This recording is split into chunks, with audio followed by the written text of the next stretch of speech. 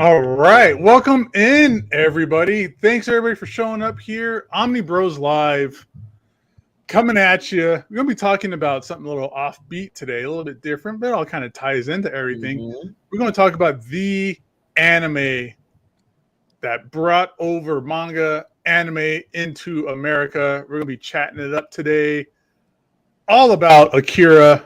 So get ready. Spoilers. Probably going to talk about the manga because it's so different compared to the movie in so many different ways. But today you have me, Gabe Loves 90s Comics. And over that away, we have William T. Dustis and my other bald compatriot, good old Lou, good old Comics Guide 101. What's up, everybody? Howdy, howdy. Happy Jesus Christ, it's only Wednesday. Oh my God, I got another 2 days of work. Happy Wednesday, everybody. Happy Wednesday. Jeez, yeah. Happy Wednesday. New comic book day. I don't know. Did anybody pick anything up this week? I don't know. We don't really do singles much here, so Yeah, not too much. I do miss that Wednesday grind. Any Wednesday warriors out there that you get out of work or before you go to work, you pick up your books? That's always a special time. dude, I remember those days. Like I would read my comic books driving home from the comic book store, like at red lights and stuff like that. You know, I used to do that when I worked at a movie theater because the earliest my shift would start would be 11 and the comic shop would open at 10. Nice. So I could like run to the comic shop, buy my new books, and then run to work real quick if I was working that day. And I would like sit in the back, like in just where they keep all the like mops and stuff, and read my new books. Yeah, I remember those days. I used to bust tables at a Red Robin when I was like in my 20 years old, and down the way was my comic book store. So during the closing, I would just run over there with my tips for the night and just throw it at the guy behind the counter and be like, "Give me my comic books, fool." I still remember getting like Bendis' Daredevil run during that time, Ultimate Spider-Man at that time, you know, stuff like that. So there's always fun stuff there. Yeah, that's the thing that Miami actually really doesn't have. We've got small shops here and there, but there's no Torpedo, there's no Coliseum of Comics or anything like that down here. It's just little mom and pop shops, which is great. Don't get me wrong, but man, I really do love going into a legit full-sized huge comic book store, you know, where they've got the back issue bins and they've got the tables in the back with the smelly people that play Warhammer and, you know, Magic the Gathering and stuff like that. All the butt cracks, more butt cracks than the eye can see right there. All the butt cracks than the eye can see. I used to get annoyed when I go in the comic shop with like 50+% D&D tables, and now that I play D&D, I'm like, I get it. I understand. Well, I hated those. I didn't like those stores because you'd go in there and the guy would be playing and it's like, nobody's going to help me. Like, I'm up here trying to give you money and you're over there rolling your D20, you son of a bitch. Yeah, no, my wife and actually my family, we went through that a few months ago where we walked in. There was a game shop that had opened. It was only around for a year. They closed that bitch down. And we walked in. The place stunk of, what was it, baby? Ramen? So it smells like college kids. What was it? Remember that board game shop that we walked into? What did that smell like? Ramen? It was terrible. It was curry. It smelled like rotten curry. And we walked in. Nobody greeted us. Nobody helped us. Nobody, we looked around through the store, and then we left. And sure enough, it was terrible. 2 months later, that store was closed. The place I go to is just games. And it doesn't smell bad at all, but there's a back room that we rent out to play every other weekend. And the room, like the AC doesn't work correctly in there. Oh. So it doesn't smell bad, so to say. Like, except last Saturday, one of my friends, when they came in, they texted me and they were like, it smells like someone needs to use deodorant. And I said, fortunately for me, you have much better sense of smell because I smell nothing. Oh man, that's like going to comic book conventions. You turn a corner and you just smell like you walked into an armpit. Yeah, that's why they had to start telling people like, hygiene is now a rule. Like if you, they're like testing people at the door and shit. Like Man, You got to walk in like this, and they're just like, and this isn't a knock. security guard comes up to you and gives you a sniff. This isn't a knock against anybody. I love Warhammer. I've played Warhammer. Warhammer is super fun. I don't have the bank account for Warhammer or the space.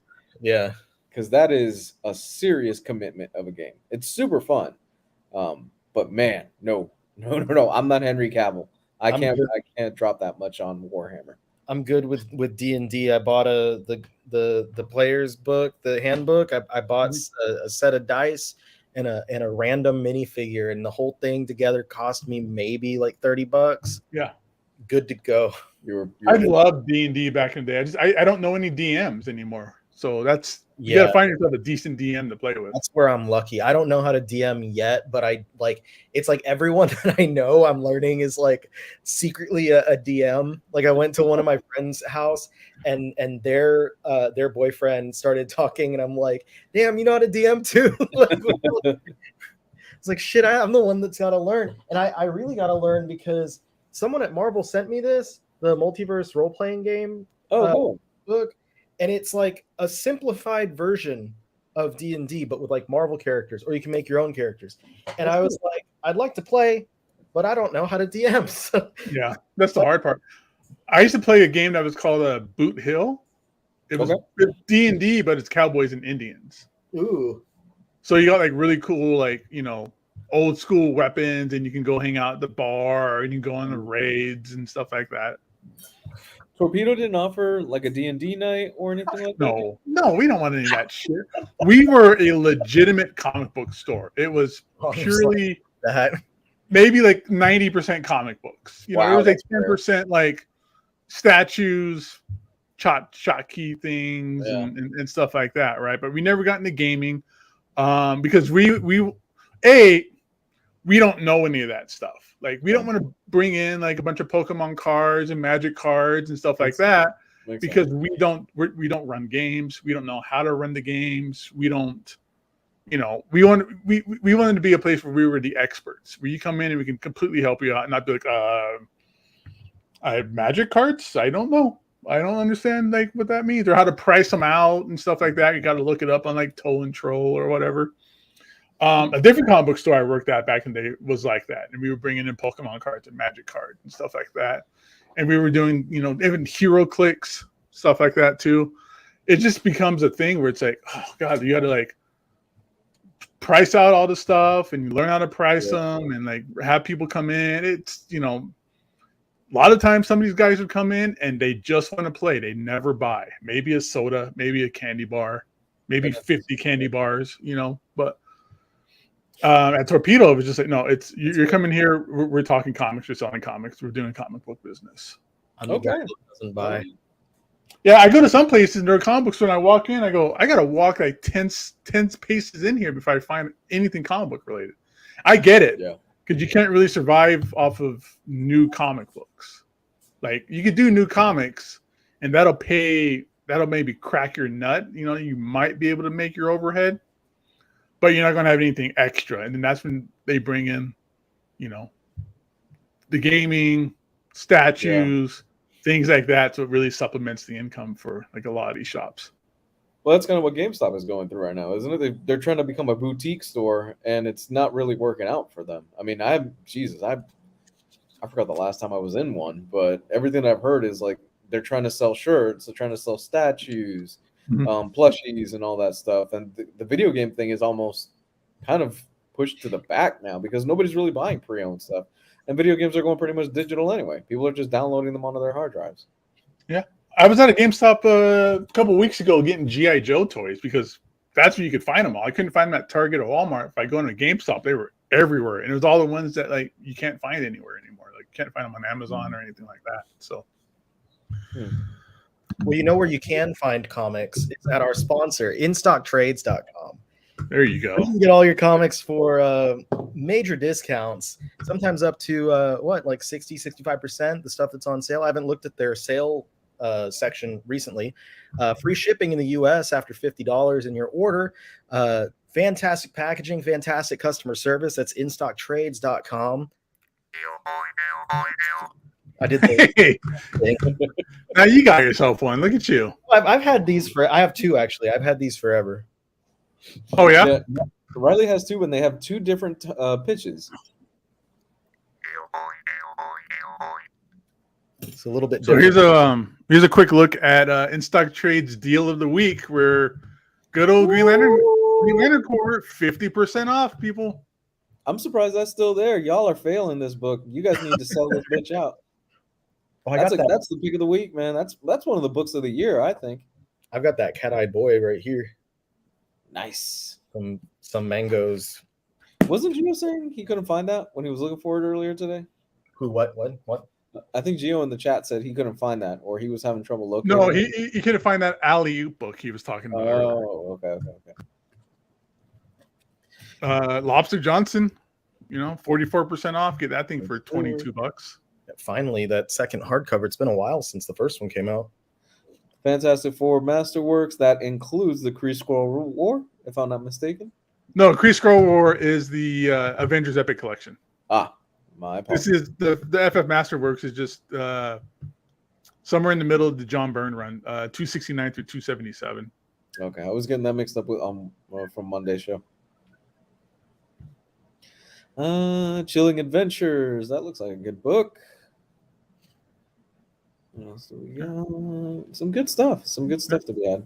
Top sellers. I mean, the that Peter Tomasi Detective Comics is still 42% off. Mm-hmm. And Peter Tomasi just killing it lately. Yeah, look at it here. He's got this whole top row. There's two sections right here. Peter Tomasi.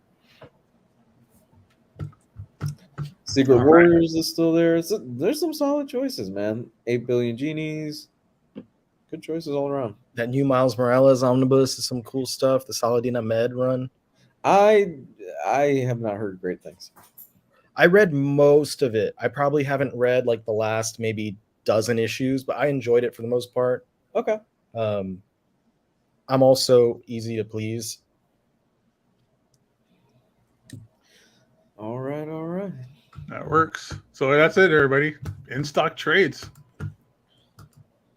Really looking forward to that Green Lantern omnibus. That thing is gonna be awesome. Did you got a copy, Gabe? I ordered a copy today. Okay. Yep. You know, so hopefully that gets here by Monday. I've never read that run, but I just love that Jeff Johns era of Green Lantern. And this is like that supplemental stuff. Mm-hmm. And there's some good Kyle Rayner stuff in there I heard about. Like I think Ring Quest is a storyline in there. And it's all about Kyle Rayner. So stuff like that. Yeah, there's it's good. You know, it's a big deal when Gabe's buying an omnibus. That's right. But despite the missing issues, it's a really, really fantastic run. I haven't read the earliest issues that are in there, but like once Tomasi comes in, I've read the from the crossover, the Sinestro Core War crossover through the end of the omnibus and then onward. Like I've read everything GLC until like whatever the recent reboot was after Death Metal. I haven't read anything from there. But yeah, it's really good stuff. It's really great, and I'm hoping that second volume gets announced pretty soon, so we can know that we're getting the rest of that run. And it's like, you can refer to it as supplemental for the Jeff Johns era, but like, it's so good on its own. You don't need to know what happened in Johns's run. You can read this on its own. You get everything with Kyle and Guy and some John in there as well. There's a lot of great characters that are focused on in those issues. It's just a great run. Agreed on every point. Good. I'm looking forward to it. I mean, need some more good stuff to read. Also, I got a Wario car. What? Is that the Hot Wheel one? Yeah. Wow. Yeah, those things are cool. I'm gonna be very disappointed if he's not in the next movie. Wario's number one. Wario's the best. He should be voiced by Tracy Morgan in the next movie. That was fun. We were just coming up with random Tracy Morgan lines for like video game movies. For everybody in the chat and that's listening, so we went down this tangent. It was probably for like a good hour. It was yesterday or the day before where we started talking about, well, Nintendo's obviously going to build their own little cinematic universe. Who would we voice and how?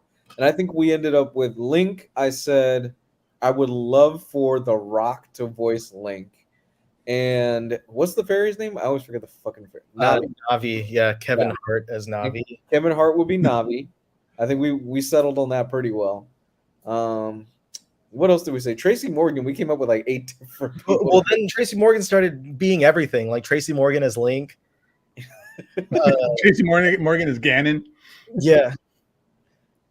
He's just oh my god, or anything. I liked. We didn't go anywhere with it, but I liked my idea of Key and Peele as the ice climbers. that's a good one. Yeah, that actually legit is not bad. I said Mark Wahlberg as Kirby.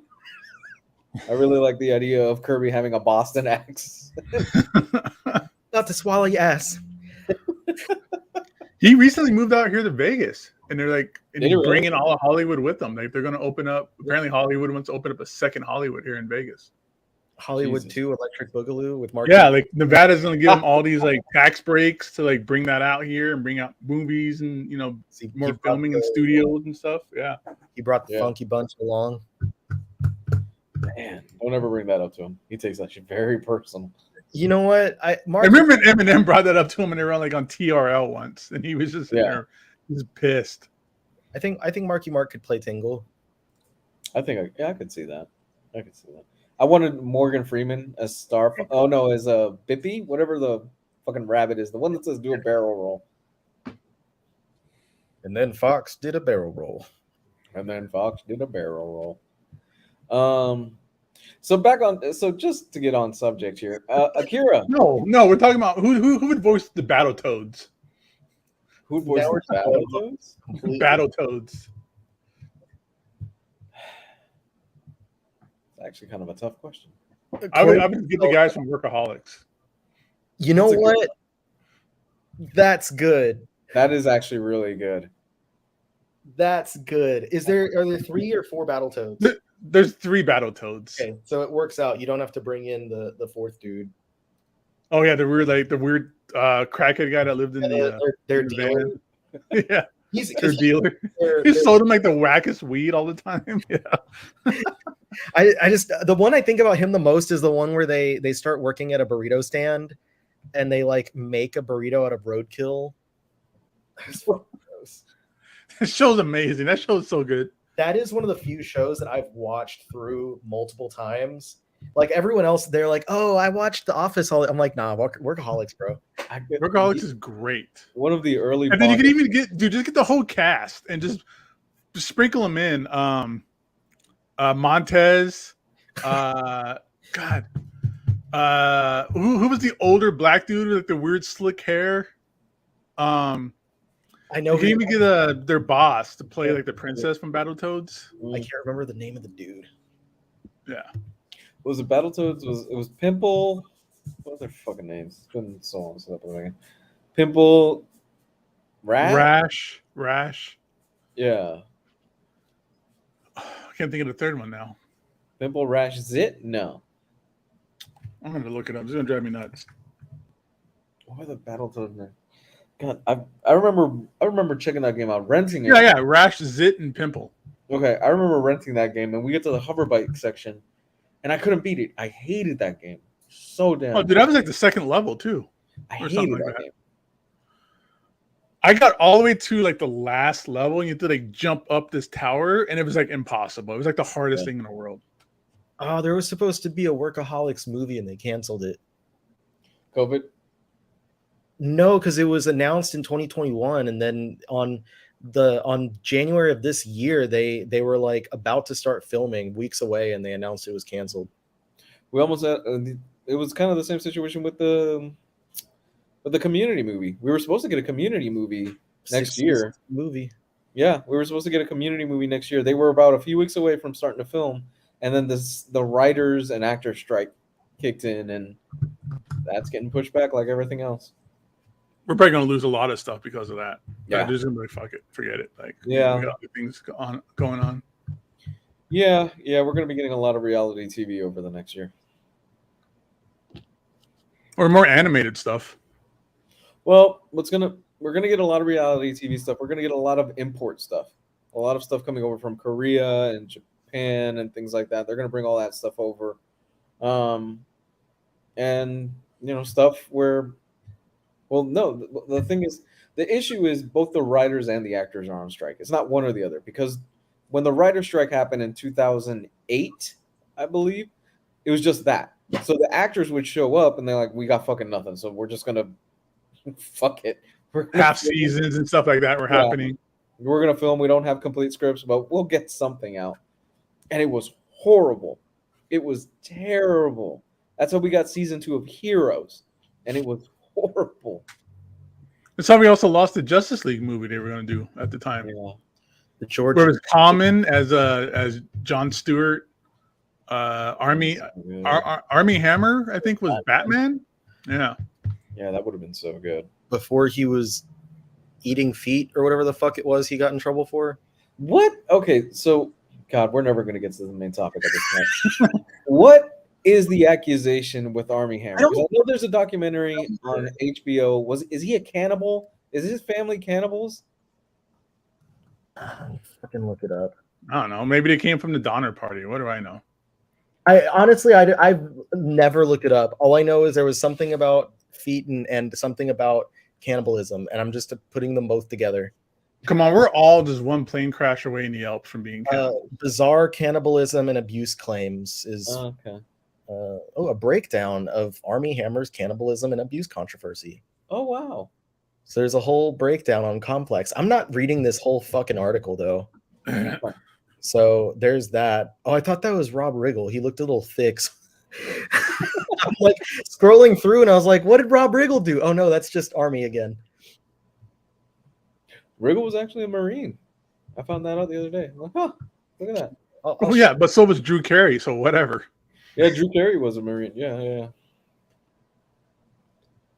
Whatever, man. Just Or about Army Hammer. I'm like, whatever happened happened. You know, the one that upset me was when we were supposed to get, before Arrow was a thing, we're supposed to get a Green Arrow movie, Supermax, where it was like Ollie trapped in a Supermax prison. Yep. That sounded freaking cool. Well, that reminds me of the Matt Reeves and Ben Affleck movie that they were working on. That was supposed to be like The Raid, but in Arkham Asylum. That was just Ben Affleck. Reeves came. Reeves, yeah. Okay. Ben Affleck.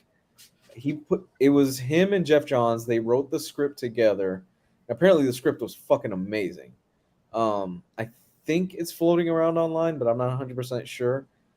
And once everything fell apart with Ben Affleck and Zack Snyder and all that stuff, Matt Reeves came in and he scrapped the entire script and he started from the beginning with nothing. Yeah, we still got something good out of it. Oh, I love that movie. I love. Speaking of getting good stuff, AKIRA. AKIRA. Where do we begin? Once upon a time, there was back in 1989 or whatever. I was gonna go back further, dude. I was gonna go back to the 40s when the bombs dropped on Hiroshima. So AKIRA, a film that came out in 1980, Katsuhiro Otomo is the mangaka of it. And so I guess I'll start with this. What was the first time that you saw AKIRA? Because I really picture perfect remember when I saw it. I was like, I think 7th grade. Okay. And I got a DVD copy of it because being into manga and anime for several years at that point, I'd heard about it. I'd heard of its importance and its legacy and all that, but I'd never seen it. And I picked a copy up at like a local used DVD shop, and I went home and watched it late one night and was like, holy shitballs. Yeah. Because that was like, one of the more mature things that I'd ever seen, A, and B, it's just phenomenally done. What about you, Gabe? I remember catching it on HBO late one night. Oh. In the early 90s, because they used to play like it was that's the same way how I ran into like Vampire Hunter D. Mm-hmm. Where just all of a sudden one day on HBO, like late night or early morning, it was just like, what's this movie? And I was like, this looks cool. AKIRA, all right, well, let's see what happens. And I'm just watching. I'm like, what's going? This is nuts. Look at the animation. Look at this. Look, what's going on here? These guys are in biker gangs and they're fighting each other in the streets, and that this chick's get her shirts ripped off. I'm like, what am I watching here? This guy's getting, or in the beginning where that one guy that's like protecting number 26, and just gets gunned down in the middle of the street by all the cops. I was like, I'm looking around to make sure my dad doesn't walk in. I'm like, this is awesome. Like, what am I watching here? Yeah, for me it was so I saw the second dub. I still haven't seen the first dub, and I know purists like Omar and everything like that, they really do prefer the original dub that was put out in '89. They redid it in 2001, I believe, for the DVD. And those are the voices that I always have in my head when I hear AKIRA and when we're talking about it. I remember it because it was my cousin. My cousin I ended up staying at his house one night or something like that. And he had the DVD and he's like, have you ever seen AKIRA? I'm like, no, I have no fucking clue what that is. And right off the bat, it's a really striking cover. Because you see this kid he's walking up to that iconic motorcycle, and without even knowing what it is, it just catches your eye. Like, what the fuck? That's a badass looking motorcycle. And the kid's got the red jacket and he's got the bill on the back. So it really is just a striking cover. He put it on and it just blew my mind right away. I was like, what is this, man? It's really next level stuff. And the thing that caught my eye, because I rewatched it last night with the 4K disc, is just how much of a fucking madman that whole mad team that was for the level of detail. Everything is hand drawn in this. Everything. I can't hear you, Gabe. You're muted, buddy. Can't hear you. There you go. There we go. Yeah. It's the original hand drawn animation that we don't. It's a lost art these days. Yeah. And we were talking about it in the green room, how there was that one video where they were showing how they were painting like every single light in the windows in the background and stuff like that. Yeah. And it wasn't until like I've always loved it. Like I still remember the opening to like the THX DVD where it was just the bike, like the kind of like wire framing of the bike spinning around and stuff like that. I didn't even know until like recently how it was like through you guys, and that was like one of the first mangas I ever read was AKIRA. Yeah. I mean, we were all going off after that box set. How it was Otomo was actually doing that movie and the manga at the same time. Like that guy, like I don't know how a human being can process all that kind of stuff and be able to kind of have that kind of control and put out that kind of quality, like at the same time. Like it's amazing. Yeah, they approached him about halfway through the run of the manga, and he was like, he didn't want to have it adapted, but then I don't remember what exactly, but something intrigued him, and he was like, well, if I can be directly involved in this, then sure. And that's kind of big for Otomo in his entire trajectory of his career, because he had gone like from being mostly manga to being mostly doing anime. Like now he gets mostly involved directly in like anime releases instead of just, doing manga. So it was big. It was really big, but yeah, it only covered, the story was streamlined. It only covered roughly the first half to 2/3 of what happens in there. So not even that really. It's like the first book and then like the end of the last book. It's up to volume 3. It's up to volume 3. Is it up to volume 3? Okay. Yeah, it's up to volume 3. But even so, this is kind of even where because there's so much that happens in the book that is nowhere near the because I watched it today again. It's probably been about a year since I watched it. First time I watched it since I've read the manga. And I'm like, God, it's just this is hyperbole and stuff like that. But it's like, man, reading the manga almost kind of like shortens like my enjoyment of the movie, because I'm like, God, there's all this stuff that happens in the manga that I wish would have, that we could have seen in the movie or something like that. And the post-apocalyptic stuff, like that's not even like touched in the movie. Like I'm gone. grateful. I'm grateful for what we got because of its influence. Oh yeah. We'll talk about that later. But there is a part of me, just a small part of me, that's like, fuck, I kind of wish they would have waited just a few more years for him to finish the manga, so we can get a more it's not that it's not a proper translation of the source material, because the source material wasn't even done when the film came out. He was, I think he was what, 75%, if that, 75-60% done with the manga at the time that the film came out. And there is so much more. I implore you guys, if you have seen the movie and you're like, this is really great, like this is amazing, the manga is better by a lot more, and that is saying something. Because you get fully realized characters that only show up in the movie, and they're just kind of small bit parts. They are more fleshed out in the manga. They play a larger role in the manga, and you get so many more badass scenes in the manga. Because what ends up happening is we're jumping the lead, and we're kind of going towards the end of the movie. So the end of the movie of Akira is that this giant explosion happens again because Akira has been reawakened, or he's been summoned, and Tetsuo, I always get the two mixed up. Tetsuo is the bad guy, right? I always get them mixed up in my head for some reason. Tetsuo is the one that goes crazy.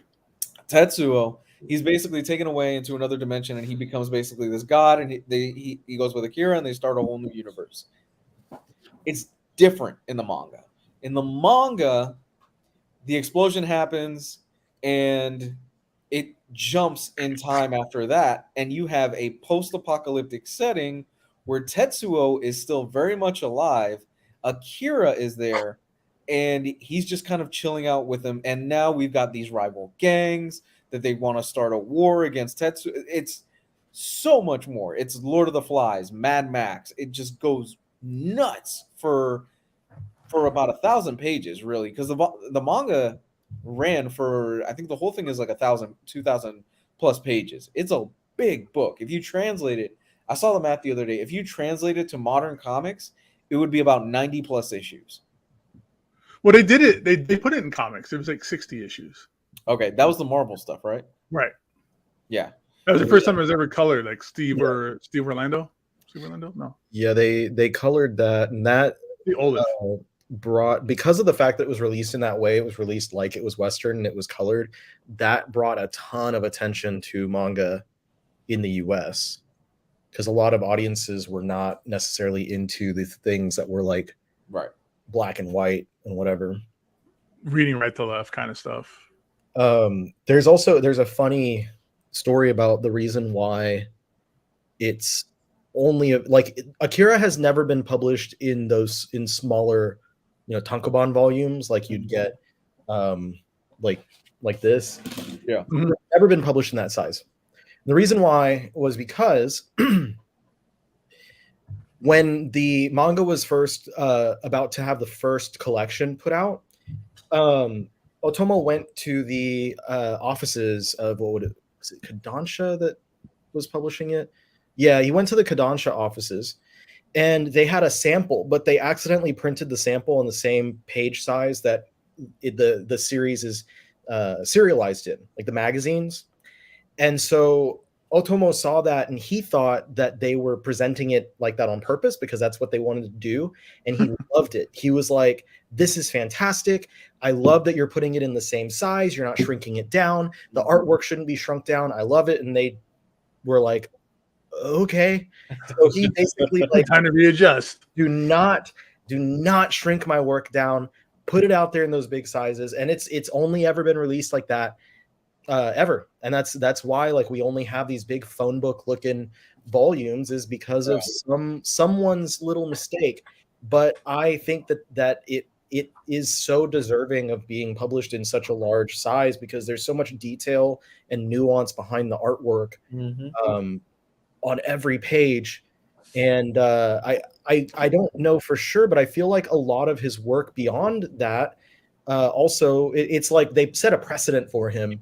And I don't know. I don't know if you have the Japanese volumes, Gabe, but I know you're familiar with the Otomo collection that's come out in Japan, because you posted or mentioned it like a year or two ago. but in Japan are those I have those these. I have the so complete works. those complete works. They're putting out this like it's kind of like the way Marvel does Epic collections, where they are labeled with numbers, but they're being released outside of chronological order. Mhm. So they have those coming out in Japan. And I've mentioned this, I think, at least once on the Thursday night show, but Kodansha America has been working on releasing those in English they've been working on getting the license approved Oh, okay. for the past few years. Oh wow. I think at this point it's been 4 years since they started working on it, because there's a lot of like nuance and a lot of just peculiarities and specifics when working with Otomo himself, Yeah. that it's not just a simple boom boom. Like those contracts take a long time to work out and sign and stuff. So they've been working for a while. The guy that I talked to from Kodansha told me about this last year at San Diego Comic-Con. He was like, we're trying to get those out. We've been working on them for a while, and we're hoping to be able to announce it at the next year San Diego Comic-Con. That's already passed. And they didn't have it. So they're still working on negotiations. But those books should at some point, unless like Otomo just hates the US, should wind up getting released in English. It'll be in that same type of format too. Yeah, these things are great. I got because these are I got the storyboards, Yeah, volumes 21 and 22. They're just, I mean, it's all written in Japanese. You know, it's all hand drawn like storyboards and stuff.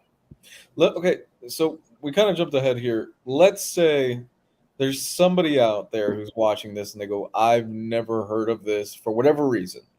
What is the story that is of AKIRA? Because I find it very hard to believe that most people today have not heard of it, especially with the explosion in manga. But there's always somebody out there. How would you best sum up AKIRA if you could? I like to come at stuff from the point of view of the creator and state that, like, the reason I mentioned the Hiroshima a few minutes ago was because this is another piece that is I don't want to say inspired by, but like influenced by the bombings. Now, Otomo was born about 10 years after the bombs fell, but he's drawing this version of a world that is not a reaction to the bomb itself, but a reaction to growing up in a world that was already reacting to and already recovering from that. And that's why in this series we see Japan's Neo Tokyo that has already been through this huge disaster and has rebuilt itself, and society is in this different place. And so there's a lot that has to do with like biological things, coming out of the bombing. A lot of Japanese media was like, how does this impact our biology? And that's where we get stuff like Godzilla. It's like inspired by that. So there's a lot like that. And we have these espers, these introduced, and people that have like their basically their brains have been unlocked. We are in this Neo Tokyo where people are using these psychic powers and whatnot, while at the same time there's a massive distrust of the government going on that people are having to deal with, that has led towards all of this together leads towards a lot of mass violence and gang activity.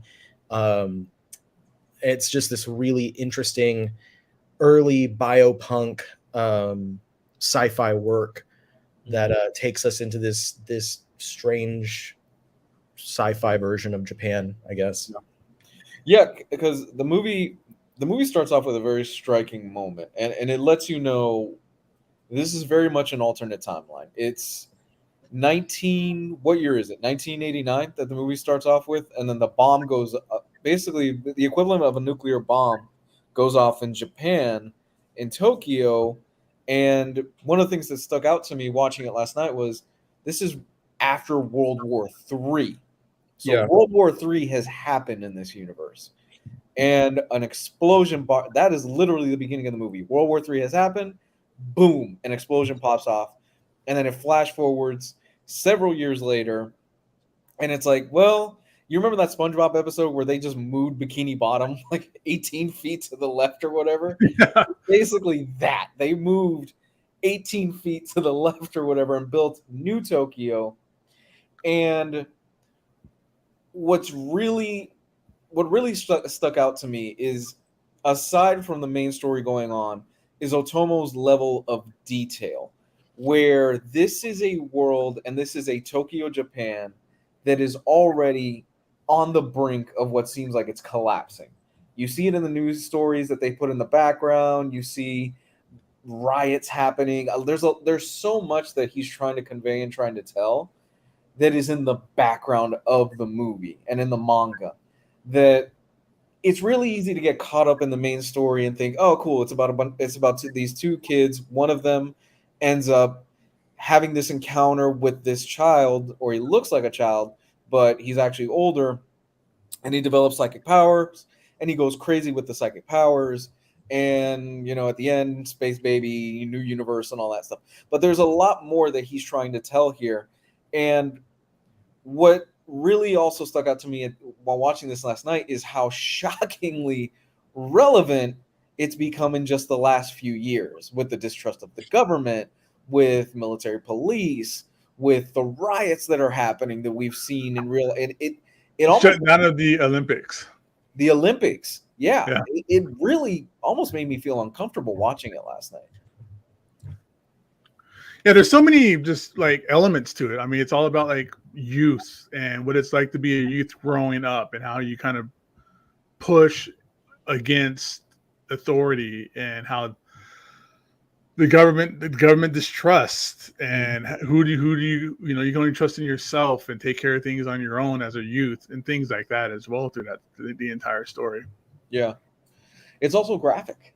It is graphic as all. It's just creepy. These like kids that get locked up. It's very like Stranger Things with 11 being in that government facility, and they don't have names, they just have numbers, and they're being raised, and they're being forced to use their powers for the benefit of whatever the government needs them for, and they're being kept underground and hidden away, and used as weapons in an attempt to keep the AKIRA bomb, or whatever you want to call it, that happened in the beginning of the movie, from happening again.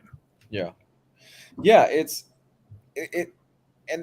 extreme. And is there even really an AKIRA? Was that just like a government ploy to get people to kind of shake up society, to get the society to kind of depend more on the government who is saving them from these tragic events?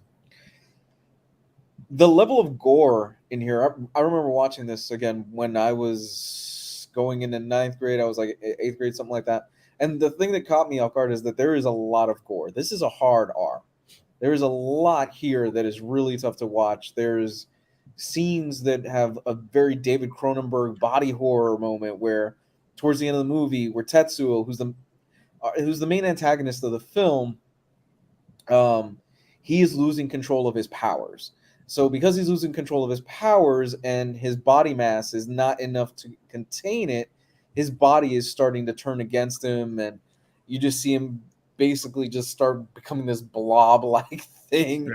People are getting gunned down in brutal fashion. Gabe, you mentioned it earlier, and it's not like, it's gunned down, they don't show the blood or it. No, it's extremely violent. Even by today's standards, it's pretty shocking stuff. Well, there's even things where it technically wasn't real, but where the kids are messing with Tetsuo, and you see his guts spill out of him, and he's trying to put his stomach back into his body and you've seen him picking up organs and shoving them back inside of his body and stuff like that. Yeah, and it's really a testament to Otomo's art and the direction that they took with this movie, that there's a lot of detail. There is the level of detail here, even by today's standards, is insane. Mm-hmm. It's not just enough that he's inside an MRI machine. He's inside of and by him, I'm talking about Tetsuo, because at one point the government captures him and they run all these tests on him. But if you look at that MRI machine, it looks like it could actually work. There's gears, there's parts that are connected to each other, there's moving mechanics to it, it's rotating. Mm-hmm. And it's just something you could easily miss, and you could probably just not pay attention to it. But oh my god, it's so amazing. So much work was put into this stuff. It's the same with the manga. It's like, I mean, you can just sit there and just look at the buildings in the background. You see every window pane is drawn in there. And I mean, he didn't do it himself. I mean, these mangas were like created on like a conveyor belt kind of thing where he had like a team of other artists, but still somebody had to sit there with a ruler all day long and just bang out windows in the background. I would drive me fucking nuts. I would no, I couldn't do that. I just don't have the patience for that. Yeah, no, it's insane. It's incredibly detailed, and that was the things that when I first saw it was like, this is something different. I thought this was a cartoon. This is the first time I ever experienced that cartoons can be more adult sounds dirty, but more mature and more and some growth into it with the violence, with the detail, with the story elements. It's exactly like an adult movie, other than it being drawn with colors and stuff. Yeah, and I struggle to think of something that has had more influence on pop culture, on manga, on video games, on movies than this manga and this anime, because it's everywhere. Its bones are everywhere in all our favorite stuff. In Final Fantasy VII, a lot of the stuff in there looks like it came out of Akira. The Matrix. You can even go back and look at some of Todd McFarlane's like Batman work, and he's just straight ripped off like the Akira panels and just pasted it into his artwork. Like, there's people out there where it compared, where you can see, oh, this is the page that he stole it from. That power slide on the bike. Everybody's done it. We've all seen those compilation videos where it's like, oh, this was done in like Batman the Animated Series. This is done in this movie. This is done in this video game. Done in this show.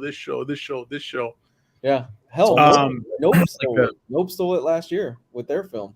Oh, did they? Rite of passage in some ways for like animators to throw in at least one Akira slide, because there's so many examples of it. Even in like kids shows, like there are shows that were on like Cartoon Network that'll have a little Akira slide. Steven Universe has it. Yeah. It's cool, man. It's funny, like the gore, going back on that note, when I watched it when I was growing up, I don't know, like I don't know why I would have been desensitized to it at the time, but it didn't really do anything to me. I didn't even like, not just like didn't gross me out, but like I did not even think about it being gore. Yeah.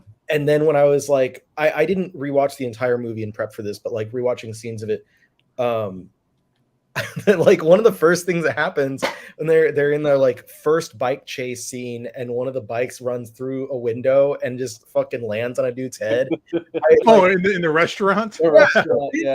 You don't see anything when it happens, but I was like, ooh. And then like, no, because like there are people sitting there in that booth by the window, and the waiter is just like, oh shit, and runs away. They run away, and the guy like clocks him on the back of the head, and I'm like, that dude's dead. Like, and then like not that long thereafter, you have like one of the members of Kaneda's gang jumping on the clown's bike, and he knocks him off and runs over his arm, and you see it just like ragdoll, and I winced. But as a kid, I was just like, yeah, like this is. No, I remember that was the thing where I was like, this. It changed what I think of movies or video games or comic books or anything, was that, because it was like just that opening scene. Like whenever I got like a new sound system, that opening scene is what I use to test the sound system, like the surround sound. Is that music? Like I have the vinyl record. I love the soundtrack to this movie. That sound. But just when like the big black clown is just sitting there on this bike like this, not even holding the handlebars. He's just this badass like this, and one of them is bouncing his lead pipe off the ground and just clocks him in the face. I was like, oh, I remember that, and I was like, this is something different. Like this is an experience. This is nothing I've ever seen before. Because by then it was all like Ghostbusters cartoons and Transformers and stuff like that. I wasn't impressed by any cartoon until maybe like Batman the Animated Series, but it was like everything else in them just seemed kind of junky at the time because of that. Right. I think the soundtrack is well worth noting for a lot of reasons. That's beautiful. I Like, love it. It's fantastic. It stands apart so heavily from other soundtracks, and I looked into it a little bit as to why, and it's literally like the things that they were doing and using did not exist on the instruments in which they, like the synthesizers that they were using. They had to modify their synthesizers to get the exact types of tones that they were looking for in this soundtrack.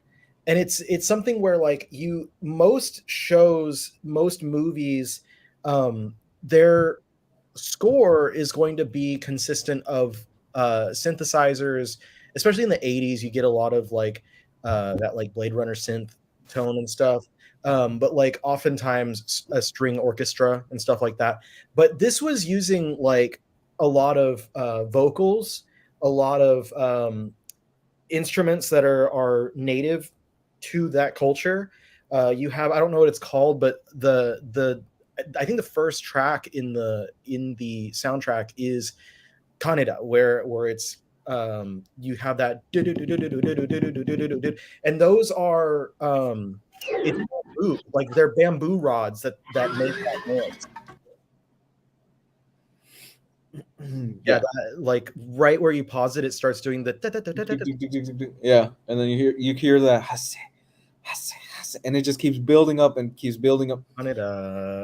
Right, it's as the action gets more and more, you just hear that kind of keep building up and escalating, and more stuff gets added to it, and it just revs up an intense. Ah, my God, I love this soundtrack.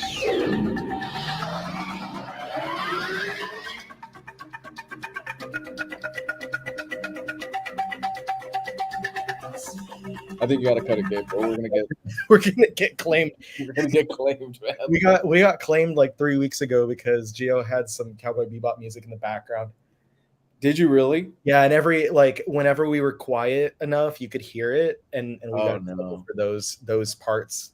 But yeah, the soundtrack is insane. There's one track, I don't remember which one it is, but or what it's called, but it's like, I guess the instrument sounds most, I can describe it as like maybe a xylophone, like the high keys on the xylophone. And what I don't remember where, I'm sure if I looked it up, I could find it, but that's supposed to be like notes ascribed to like a DNA sequence.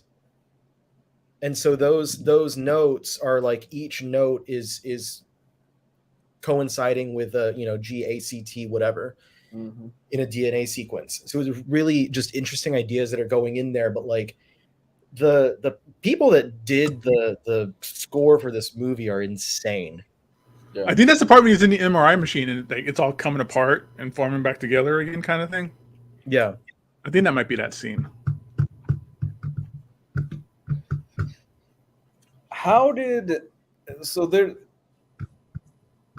Because there's a bit of an online debate. A lot of people, when they watch it the first time, they don't necessarily understand the ending. Because I don't think it's left that ambiguous. I think it definitely takes maybe a handful more times to fully get what the ending is. How did you interpret the ending?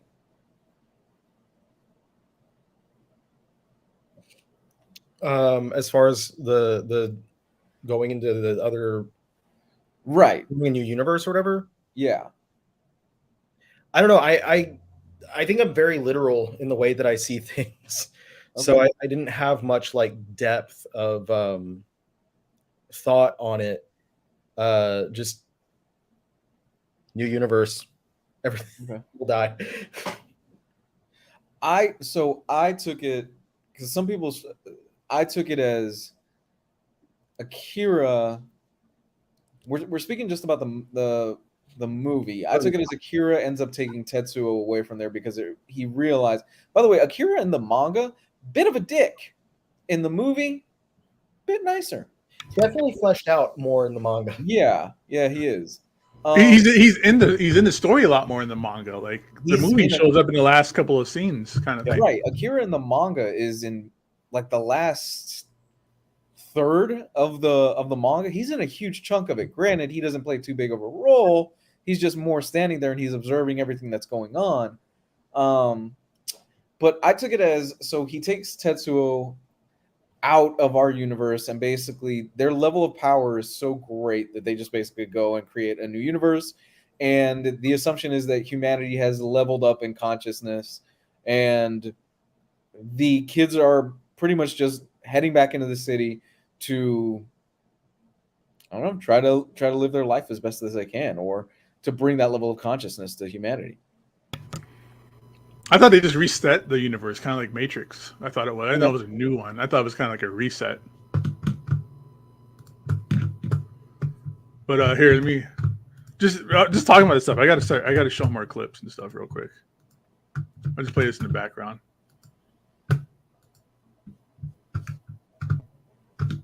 Yeah, there's the power slide scenes. Yeah, and you can see the Batman the animated series. Gargoyles. I never caught that Gargoyles one. Ninja Turtles, yeah. Teen Titans. Yeah. So what's the difference between all the dubs? Like I've only seen, like, I think the same dub I've always seen is always the same one where, like, when he slaps everybody, he's like, discipline, discipline, discipline. I think there's like a different, we uses like a different term in one of the dubs too. There's two dubs to the best of my knowledge. There's the original dub, and then there's the redub in 2001. A lot of the purists prefer the original dub, and I'm probably, don't quote me on this, my understanding is what's closer to the original interpretation is the 2001 dub.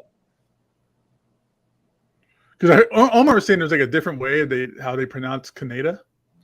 There's a different way how they pronounce it. Yeah, there's a different way how they pronounce it, and certain things are redone where the tone is different, and how Tetsuo treats, how Kaneda treats Tetsuo is a bit different, where from the beginning, Kaneda in the 2001 dub, again, don't quote me on this, guys. Kaneda in the 2001 dub, my understanding of it is a bit more of a dick to Tetsuo at the very beginning versus the original dub.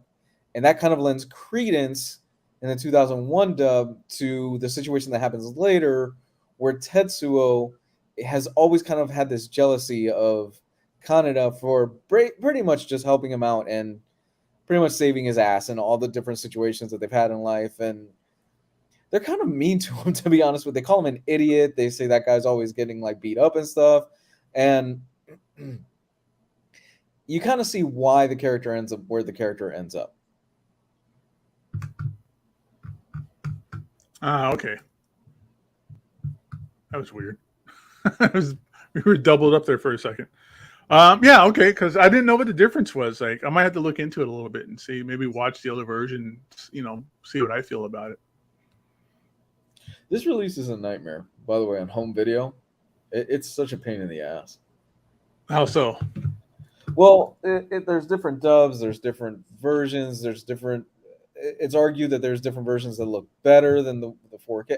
It's just all over the place. When this originally came out about 2 years ago in 4K, when they released the disc, it didn't come with HDR.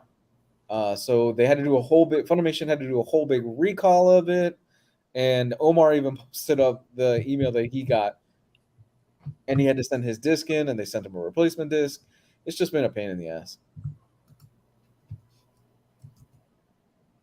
Which you would think, this being one of the most seminal works of the last 30, 40 years, that they would put a little bit more effort into the release. Just a little bit. Yeah, everything I see is showing that the 2001 dub sucks. I typed into YouTube real quick. Yeah. The new one has Johnny Young Bosch, and he's okay in my book. Bash the Stampede.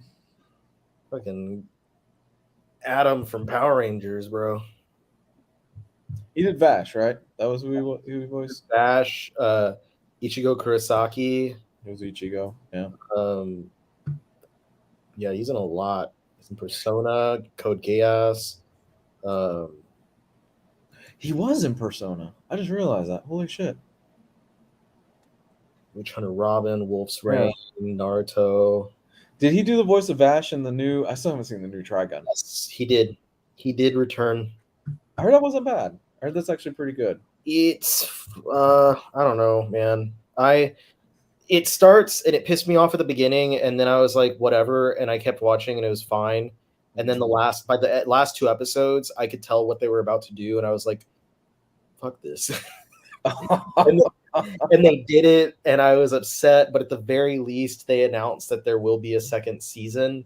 So Yeah. they are going to go. It's just weird. Like, it plays with the timeline.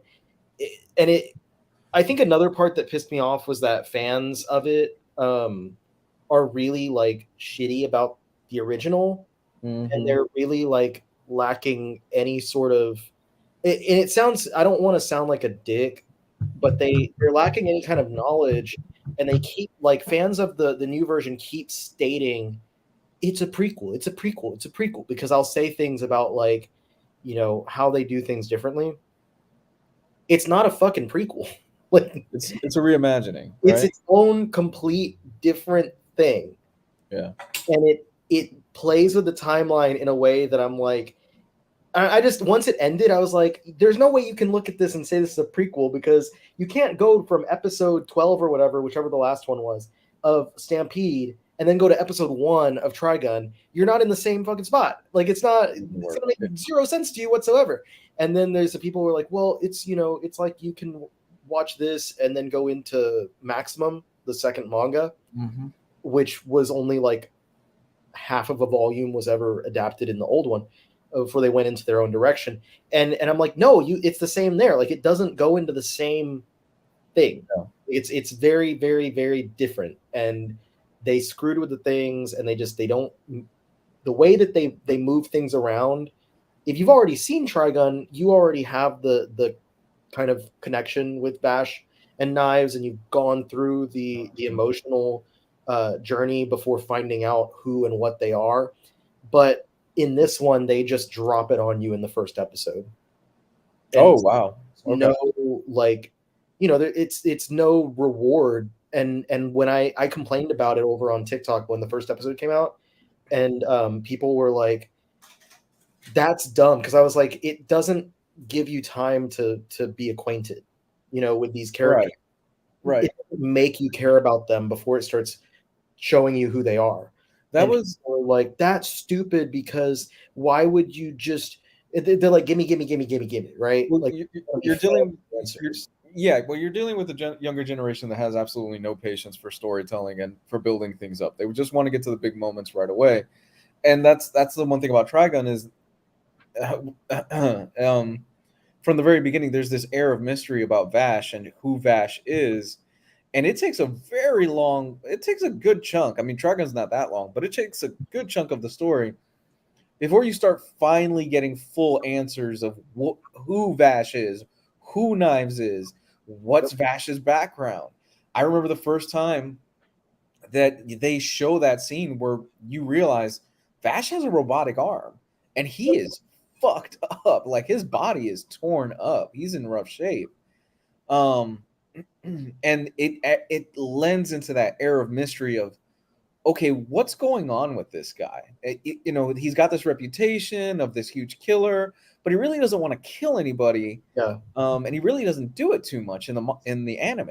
He's a pacifist, and then when you find out why he's a pacifist and why he's so serious about being a pacifist, then you're like, oh,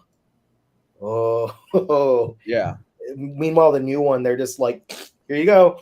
First episode, they drop everything on you, and I'm like, you literally do not give a crap about why he would act differently because they fed it to you.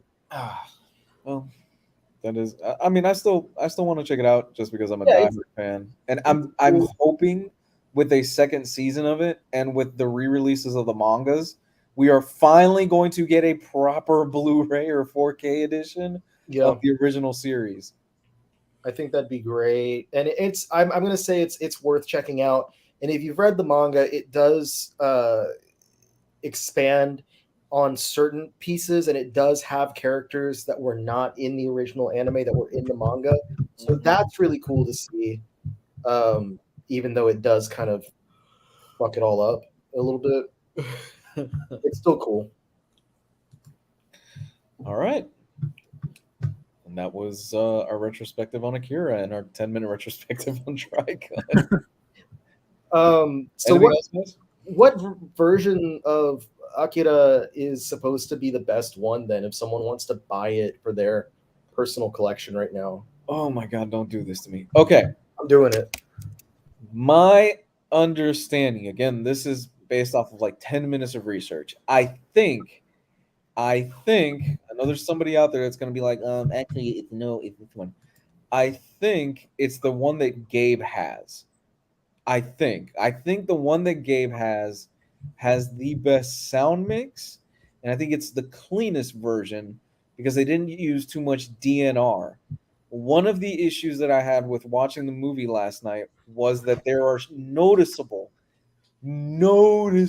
scenes where the image quality drops and it looks really soft. I mean, it'll just be from one scene to the next. I'm like, this does not look like the quality of literally the last scene from 10 seconds ago and the scene 10 seconds after that. Mm-hmm. I think that's the version that it is. It's argued that there's the Japanese sound mix is better for that one, and then there's apparently an Italian Blu-ray that's really good as well. But my understanding is the one that Gabe is going for right now, I think, is the best version. So I have shitballs. I have this one. I think that's the same one that Gabe has. Yeah, the 25th anniversary. Mine's not the 25th. I think that's the best one. Mine's the 20th. Like, but it might be the same mix and everything.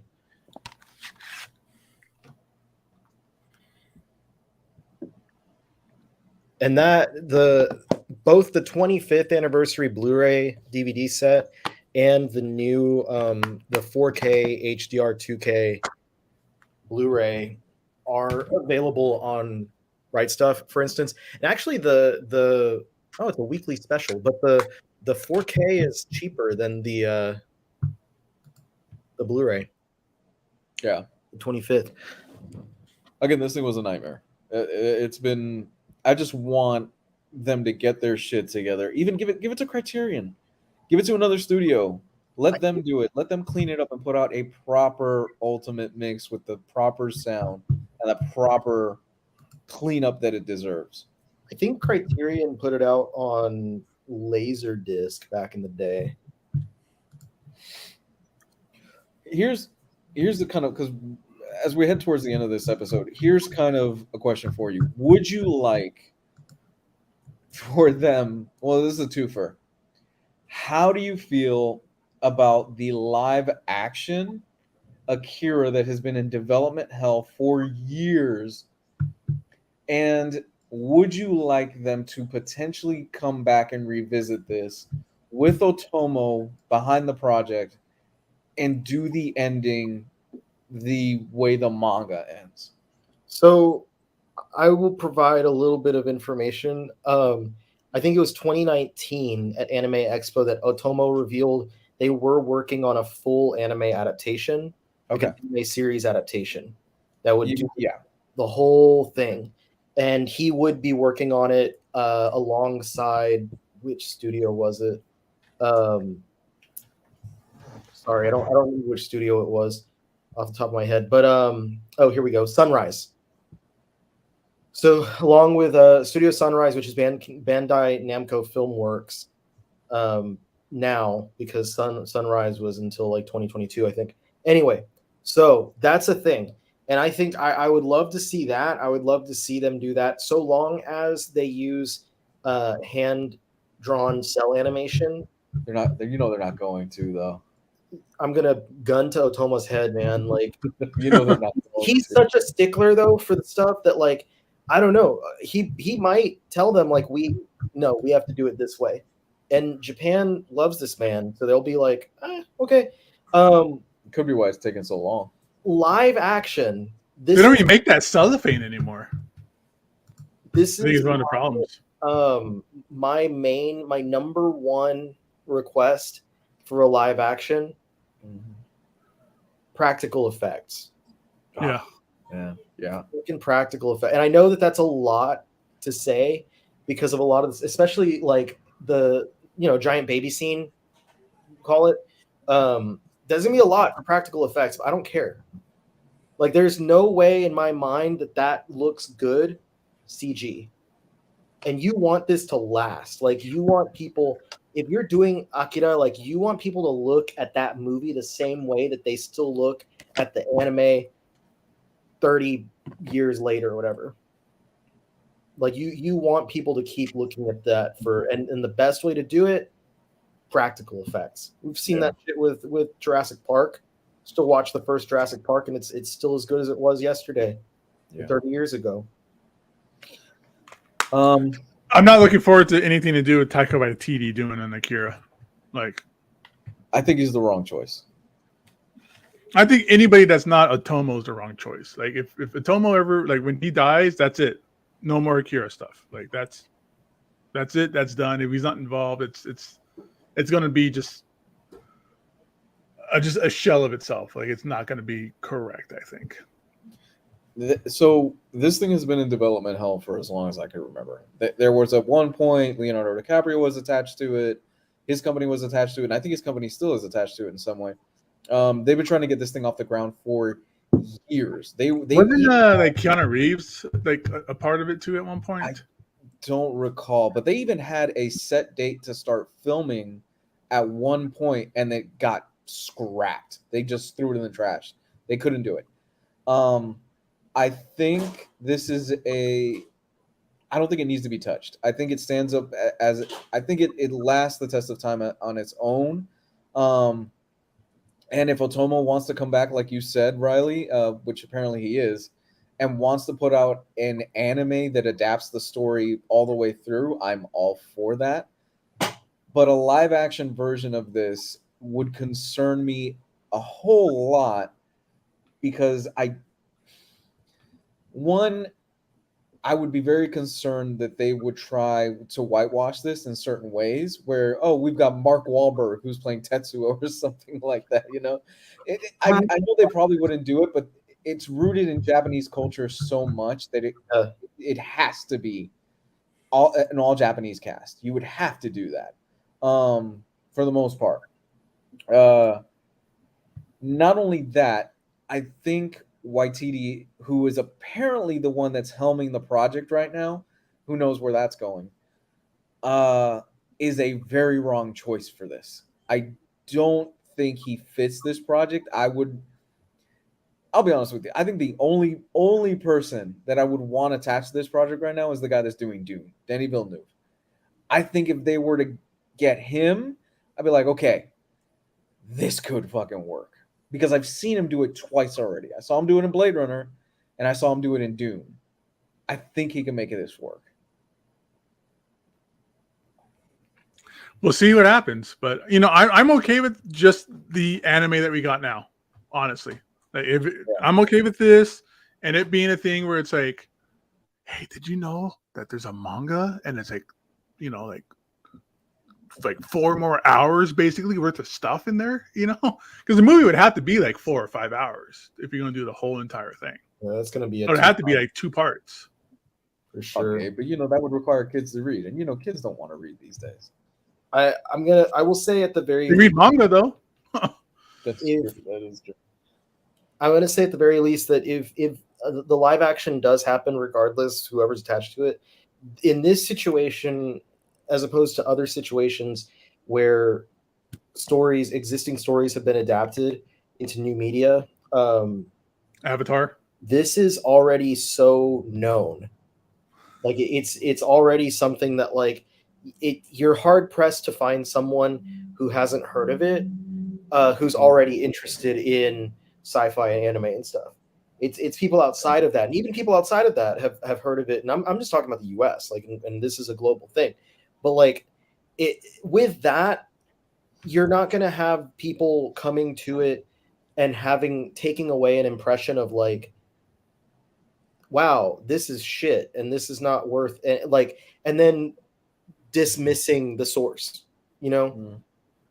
I don't think that that's something that would happen, so I wouldn't be concerned about, like, if it gets adapted into live action and the live action is ass, it's not going to hurt the it's not going to cause anything bad for the source material. It's like Dragon Ball Evolution happened, no one cared. Like, no one looked at Dragon Ball Z differently because of Evolution.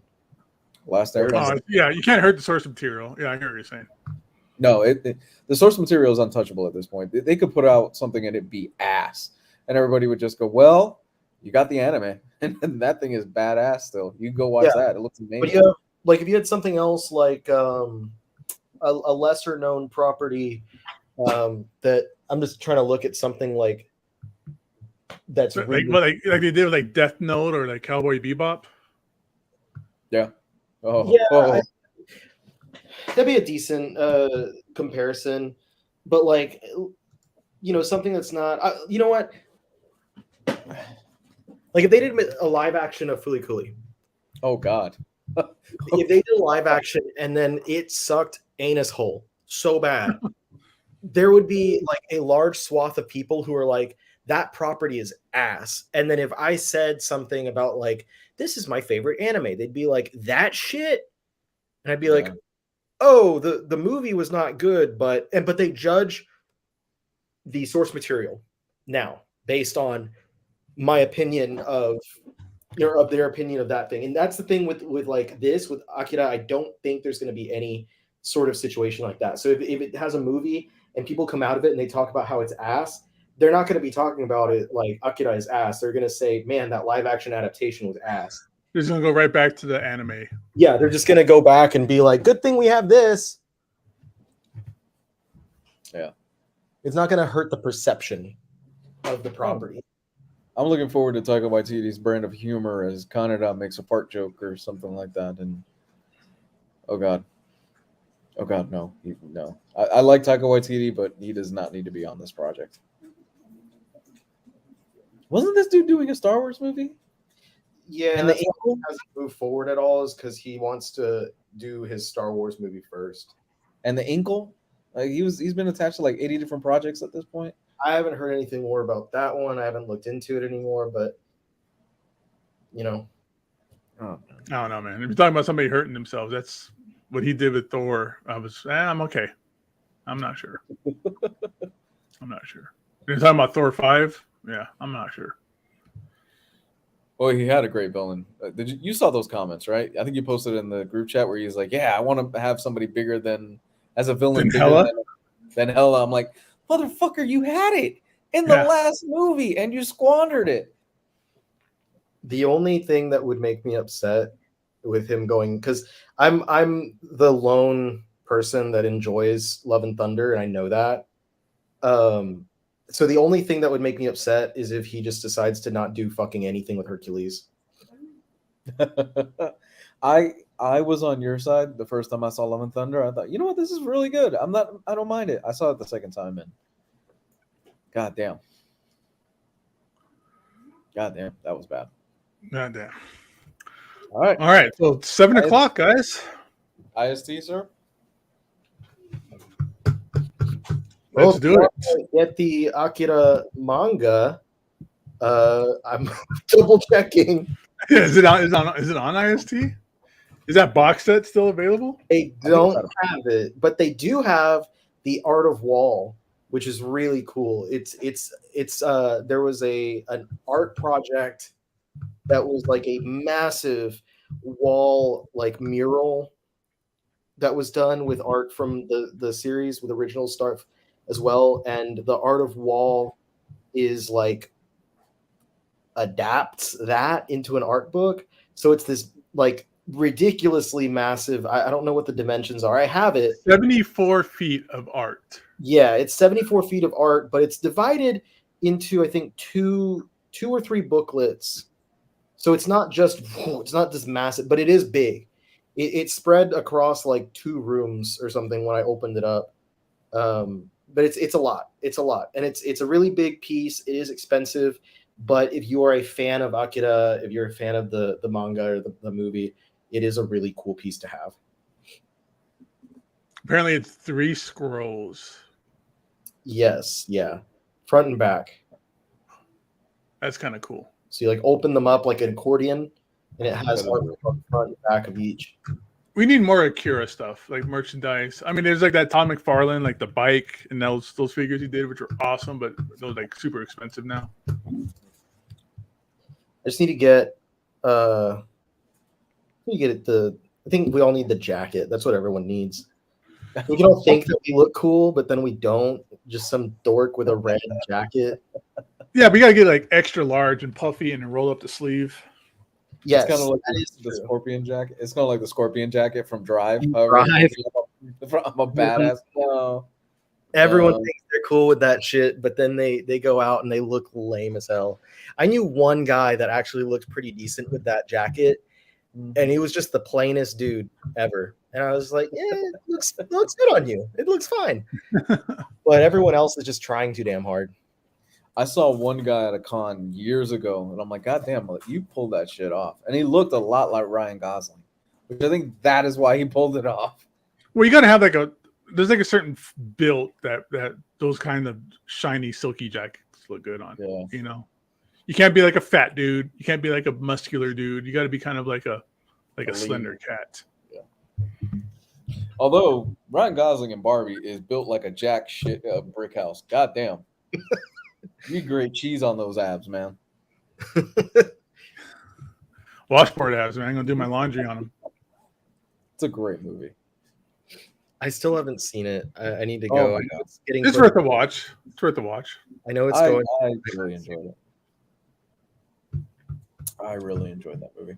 All right, guys. So it's 10 o'clock my time, so it's time for me to hit the hay because I got to be up early. Where can they find everybody? You can find me on Instagram, Gabe Loves 90s Comics, and you can find Omnibros now on TikTok and YouTube Shorts, and on Instagram. William T. Dustis, where can they find you? You can find Willie T. Dustis over at the D&D game whenever that starts up. That's my new character that I'm going to be using. But you can find me, the Omnibus Collector, at YouTube, TikTok, Instagram, Twitch, and on Twitter as Omni Collector. Those are all my socials. You can find me on Threads. Really, that's the only thing that I have that I keep up with. I don't use Twitter anymore. I don't use Facebook really. Instagram is just family. So Threads, El Carrero 89. Cool. I love how Elon tried to change Twitter to X, but like the website is still twitter.com. So like, fuck you, dude. Oh no, I got out of there way before that. God, that website. It's so funny, dude. Like I am having it is a ride just watching this shit and laughing around every corner when he does something else stupid and seeing the little like blue check just dick lickers that pop up saying like he's a genius, he knows what he's doing. It's like he's not going to give you $1, hombre. So, like, he doesn't know who you are. The biggest change for me since leaving Twitter, just real quick before we get out of here, is I feel so disconnected from everything that's going on in the world. It is the weirdest thing. It really is. I don't find out stuff sometimes until days later, and I go, "Oh, that was something that happened." My news source is our chat most of the time. Yeah, it's so crazy because I just dropped it all, and I'm only on Instagram because of family. Otherwise, I probably would drop that and Threads because whatever. Going from getting that constant news drip to wow, this happened, and I had they could drop a bomb somewhere and I wouldn't even realize it because I'm so disconnected at this point. It's actually kind of nice. Neo Tokyo is about to explode and you don't even know. Oh yeah, I'll be eating a churro. I wouldn't know. All right, guys. Cool. With that, have a good night, everybody. Later, guys. Thanks for showing up. Bye. Love you. Bye. Bye.